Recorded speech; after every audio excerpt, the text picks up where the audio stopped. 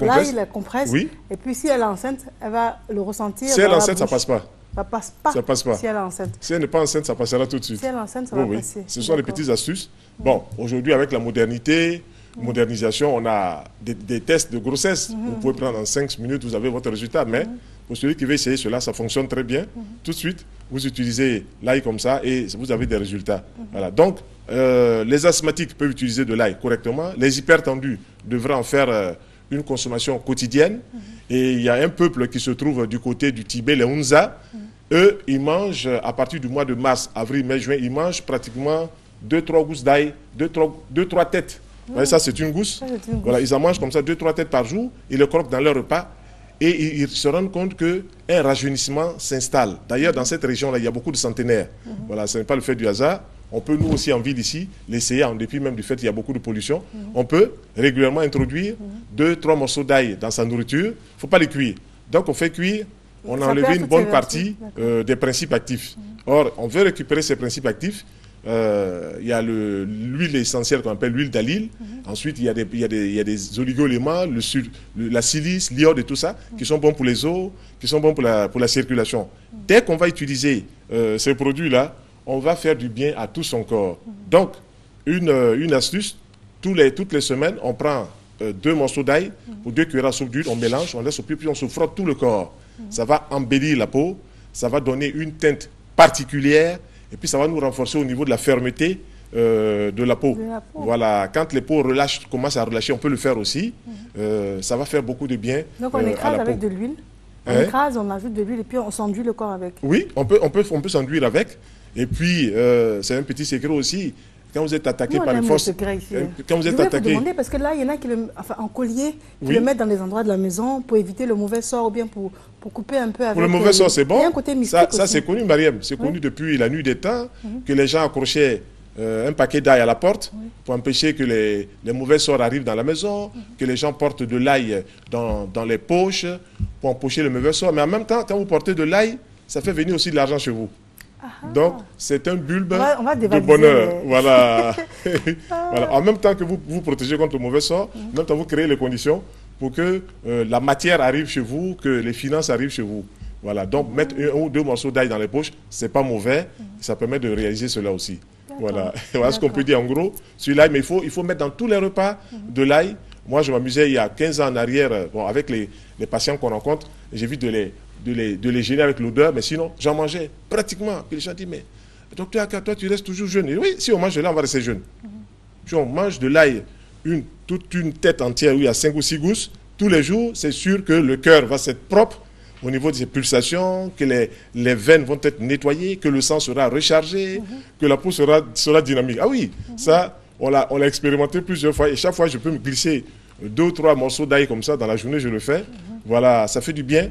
Et puis, tout le cerveau est bien oxygéné parce que c'est un antioxydant. Voilà, c'est un grand antioxydant. Voilà, Mariam. Alors, je vais vous demander, parce que vous avez parlé d'ail dans les poches, ça m'a fait penser au citron dans les poches. Parce que également, on dit contre le mauvais sort, ou bien en voiture, pour les accidents, tout ça, on demande toujours d'avoir un citron. Il y a, quand on voit tous ces fruits, tous ces légumes et tout ça, ils ont leur côté physique, mais ils ont leur côté aussi métaphysique. C'est-à-dire que dans 15 jours, on parlera du citron ici, mais le citron, on peut l'utiliser aussi dans sa voiture, ça absorbe toutes les mauvaises énergies. Voilà, c'est ça comme ça, il y a des fruits, il y a des légumes comme ça, des choses que la nature nous a données, qui ont une capacité de récupérer tout ce qui est négatif autour de nous. Voilà, si vous mettez donc un citron dans votre poche, vous récupérez les charges négatives, du mauvais œil, la médisance et tout ça, et vous verrez que plus le citron sera marron, va noircir rapidement, plus les forces auront été absorbées. Ça, c'est des choses rapidement dans les voitures ou bien dans la poche et tout ça. Voilà, donc, là aussi, on peut le garder dans la poche. C'est un protecteur sur le plan métaphysique. On peut le mettre aussi dans sa maison. On peut le mettre partout où on veut. Entre les deux, lequel on privilégie? Comment? Entre les deux, lequel on privilégie? Entre l'ail et le citron? Les deux sont bons. Abondance de viande ne nuit pas dans la sauce. D'accord. Dans une poche l'ail, dans l'autre le citron. D'accord, c'est bon à savoir. C'est toujours bon. C'est toujours bon. Oui. Non, parce que des fois, il y a des énergies qui s'annulent. Non, là, ça s'annule. L'ail, c'est régi par la planète Mars. Le citron, c'est régi par la planète le Soleil. Donc, si vous mettez le Soleil et Mars de votre côté, vous avez d'un côté la lumière du Soleil inconditionnelle, et puis vous avez la force guerrière de Mars. Voilà. Mettez de l'ail comme bulbe dans un petit jardin à côté des autres plantes. Les autres plantes vont mourir à côté. Oui, parce que lui, c'est une force guerrière, c'est incroyable. On observe des choses comme ça, je dis, mais c'est pas possible.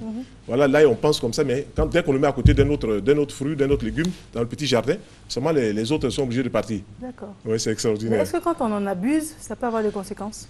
Abuser, bon, je ne sais pas comment est-ce qu'on peut dire abuser. Je veux dire que si on mange, par exemple, 4 morceaux d'ail comme ça par jour, le corps ne réclamera que cela.